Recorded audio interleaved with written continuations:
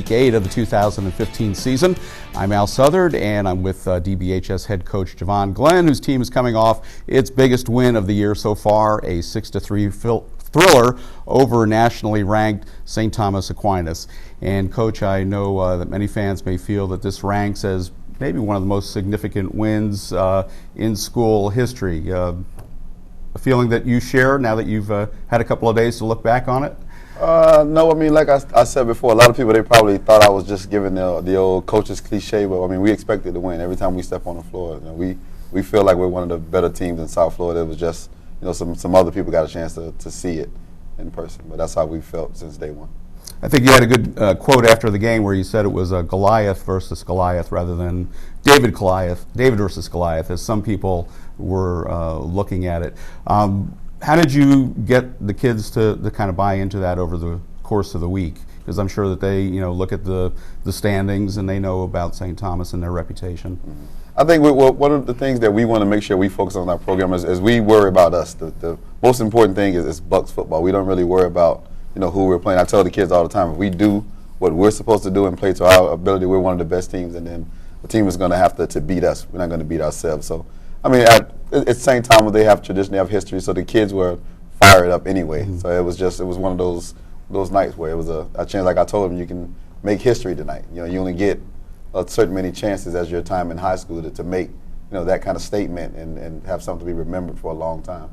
Now, you and St. Thomas, the Bucks and St. Thomas aren't strangers. You play just about every year. Mm-hmm. Did that help to maybe wash away a little bit of the mystique about St. Thomas as compared to a team that maybe only plays St. Thomas every few years or maybe has never played them before? Oh, most definitely. I mean, we have kids on our team that have beaten St. Thomas before Friday, so mm-hmm. It wasn't, you know, I'm quite sure they walk into some stadiums and, you know, they get a 21-point lead just getting off the bus. But this series is so close. I think now it's 15-12. I mean, our kids, you know, we're not in awe of St. Thomas or anybody else for that nature. Okay. The game turned out to be a defensive battle. The only scoring came from the 3 field goals. Was there any way you expected it to be that kind of a game?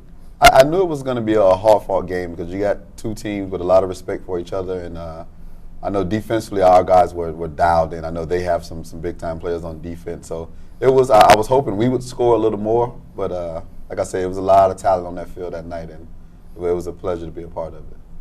Well, 6 of the points during the game came from the young man sitting right beside Coach Glenn, and that's Jefferson Souza. Jefferson, thanks for being here, and I'm sure this was a good weekend for you. You got a lot of congratulatory texts and emails and so on for the game. Yeah, it was a great week. We're going to talk a little bit more about the actual kicking and some of the things that you were thinking about, and the kickoffs, which also play a big role in the success of the team. But let's go ahead and take a look at the highlights. Even though neither of the teams crossed the goal line, there were a lot of big plays. So, Coach, I will let you guide us through as we take a look at some of the key moments from the win over St. Thomas. Yes, as we get underway here, we got James Pierre, one of our seniors, who was a Miami commit, now UNC North Carolina commit, coming up with a big-time interception to get us off to a great defensive stand. Then one of our young sophomores, LaFleur Lemperville, makes just a big-time play on a block punt attempt. It's got us off. We got down into the red zone, a couple good passes, and we just sputtered a little bit. Ted with a nice run. He's been using his feet as a weapon all season long, so that's been a big plus for us. Once again, our defense was just game. Jamari Rouse was a monster the entire night. He's a junior that's got a lot of talent. He's going to be one of the highly recruited players next year in 2017. Ted once again scrambling, using his feet to keep the play alive. I mean, they were a very formidable team. They got a lot of talent, so they made it difficult for our offense. Here we go in the punt game. Devontae Evans, every time he touches the ball, it's electric. You think he can go the distance every time he gets his hand on. We were getting on Aaron a little bit. I think he was watching the show. One more block, probably would have had a touchdown there. Well, you can see from the ground level how elusive he is. Oh yeah, even on the run here, he's hard guy to get a hold of. Yeah, he's small in stature, but he's got a big heart. He runs that way. We hit Caven here across the middle early. I was hoping we'd be able to punch it in here. We got down there and we kind of fizzled a little bit. Another Giovante with another nice, strong run. Like I said, the first guy is never going to bring him down. He's just relentless. And we got the Brazilian bomber here, banging one through. And this was the second one. This was Yes. 40-yard. First one was 35. Put us up in like here. Defense. We went all in defensively. We said we were going to just let the chip fall what it may. Breon Bird has been a playmaker all year, making plays all over the field. He'll have another huge play coming up in this game to kind of seal it. And as we speak, there's Mr. Bird with the interception. I think he has 2 or 3 interceptions, 2 or 3 fumble recoveries. He's just been a nightmare for the team. And that's maybe your third or fourth interception in the end zone this year, Yes, correct, yes. Coach? So we've been able to play it. There go Jerry Judy coming up with the big time stop. He had to play both ways for us. Kids got a little tired, a little fatigued, and when he missed this field goal, it was just pandemonium.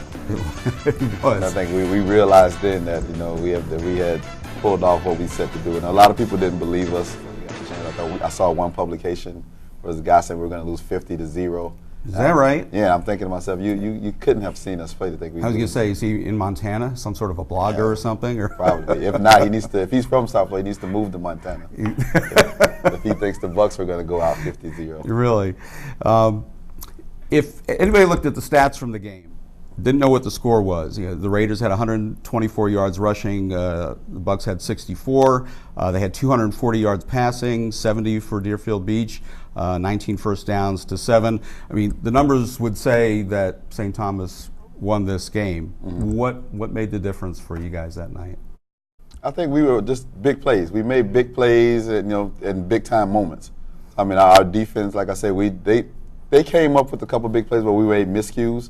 They got a couple long passes, a couple runs, and then a lot of it was they're running more of a ball control offense, so that they have more opportunities. I think even with the first down and so forth, they had in the third quarter we controlled it, and then the first and the fourth they did. So with the opportunities, they were able to chew up some more yards. But as it got closer into the red zone, and we started to tighten up and tweak some things, we were able to be very, very formidable. So that helped us. Mm-hmm. You were saying you were going all out on defense. Mm-hmm. Was that meaning blitzes?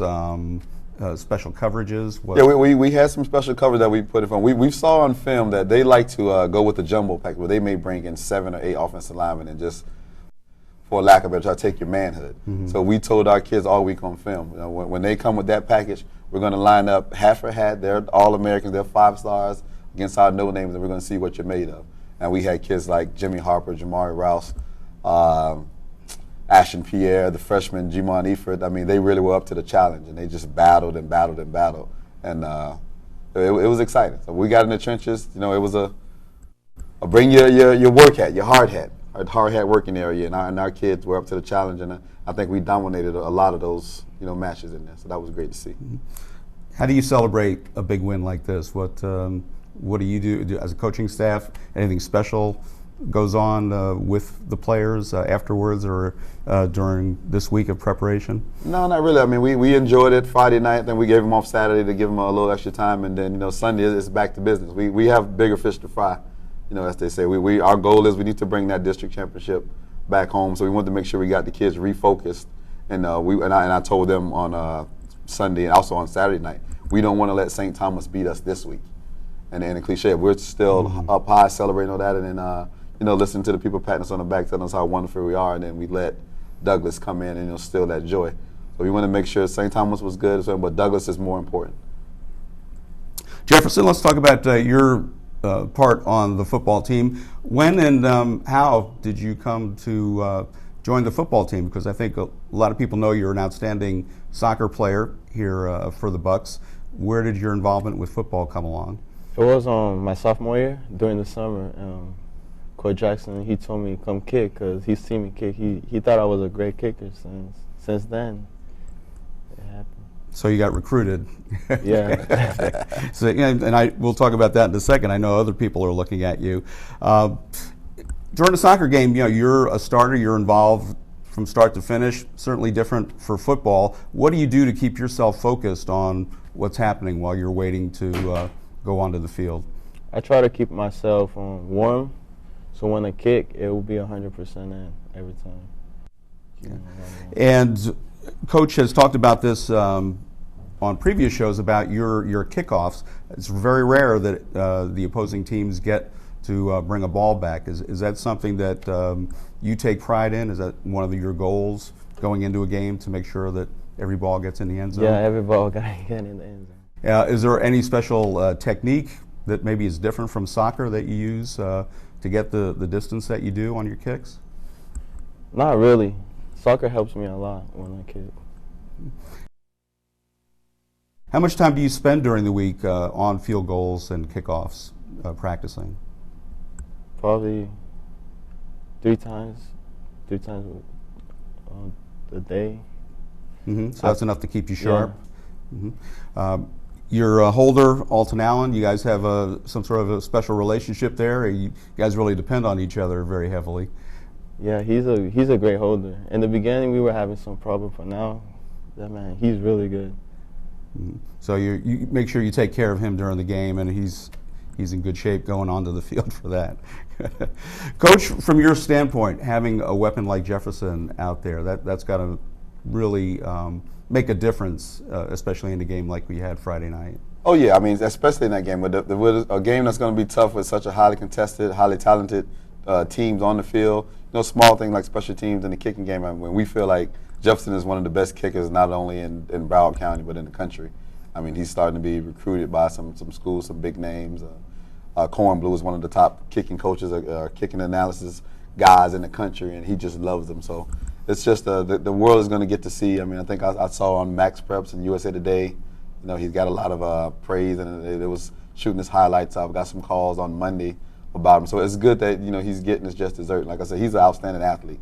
It's not just football. I mean, it's rare as a coach you get to come into a situation where you get an all-county kicker, and then he's an all-county soccer player, and then he's one of the guys. Most kickers, they kind of do their own thing. They're off to the side, but he's in there. He's got some of the tongue lashings.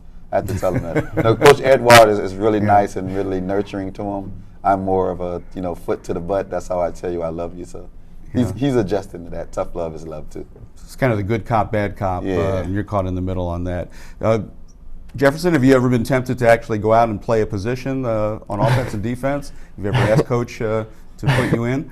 I tried one time for a wide receiver, but Coach. You're better with your feet than your hands, right? Yeah. Is that what you're saying? I didn't want Mr. Edward to put a hit out on me. Yeah. Right. No. Yeah, we couldn't lose him for the soccer season. That's for sure. As the game progressed against St. Thomas, Jeff, did you feel that the game may come down to one of your kicks? Yeah, I had a feeling. Even before the game, I stayed really focused, and I had a feeling it was going to come down to me. How do you deal with the pressure of knowing that everything that everybody else has done is going to maybe come down to 5 seconds that you're on the field? I pray. That's all I do. I pray, stay focused, be calm, and go and do my best. That's all I do. Well, you have the right formula because it certainly worked big time Friday night against St. Thomas. Douglas is coming up this week, and that's important. District game, as you mentioned, Coach. Yes. Any residue from last year? I think it was the first time that they ever beat Deerfield Beach in the long series history. Is that part of what's on the minds of the guys this week? Oh, most definitely. I mean, before we get ready to go over there, we're going to show their celebration on our field last year. Like I said, they were excited, but we don't want to have that feeling again. So we're going to make sure on their field, we show them. We go over and take care of our business. How it's just another win. We thought last year when they beat us, and the celebration looked as if it was the Super Bowl afterwards. So we took that a little rough. We didn't really like that. So, but rather than talk about it, between at 7 p.m. we'll be able to express our dislike for that. Yeah, paybacks are, how the saying goes. What are you preparing for Douglas? What have you seen that they're going to throw against you? Well-coached team, offensively and defensively. They play with great discipline. So we got to make sure we do that. And then they have some trick plays. We've watched on film. They've got Piper, I think, with a couple of halfback passes and things of that nature. Playing against Coach May, he's not afraid to run anything. His entire playbook will be open. So our kids are going to have to stay disciplined and stay dialed in, both offensively and defensively. Those guys as a defense, their defense coordinator was my high school teammate, Charles Averly, also played over at Clemson. So now I get a sense for who he is as a defensive caller. So it's going to be great, a great matchup. And I know they're not going to lay down for us, especially they're coming off with some momentum. They feel like they beat us last year, and that gives them the edge. So, I think it's going to be a really good game, really highly contested. But make no mistake about it, we won't be overlooking them, and they're going to get our A game.